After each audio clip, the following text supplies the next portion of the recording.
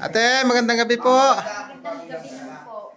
Te, kumusta na yung lakad mo ngayon? Ay, okay lang. Pinakamukha kanina. Yan po si ate, per session pa lang po. Bali, maganda na raw yung pakiramdam niya sa kanyang paglalakad. Ilang taon mo na pong nararamdaman yung lakad mo na gano'n ate? Dalawang taon na po. Magto 2 years na.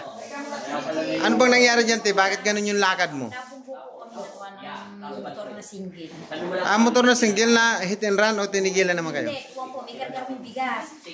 Tumuwit po kami gano'n. Oo. Bigla po kinuha kami kinara. Simula nung mangyari yun, hindi ka... Po, agad naramdaman yung motor po ng taon.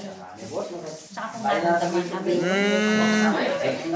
Para maiba. Sino po nakapag-ulit sa inyo na may gamutan dito? Nakupo po sa Facebook. Okay. Follow kayo, mag-like, mag-share. Pero okay na po yung lakad mo ngayon, te. Siguro baka isang ilig pa. May balik pa naman yan, ate. Bali, second session. Maraming salamat po sa inyong pagtitiwala sa Alipin na May Jesus Nazareno. Bukas. Ingat po kayo sa pag-uwi niya. Bye-bye, ate. Baka po pagbalik namin yung mga kasama po kami.